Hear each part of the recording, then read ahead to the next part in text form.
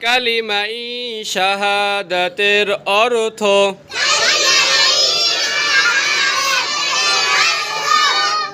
আমি সাক্ষ্য দিতেছি যে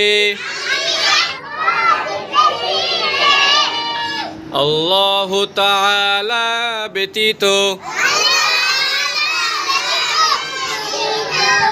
ইবাদতের উপযুক্ত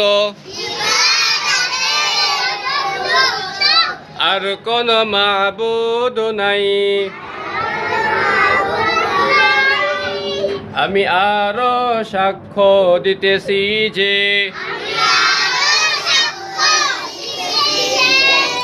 হযরত মুহাম্মদ মুস্তাফা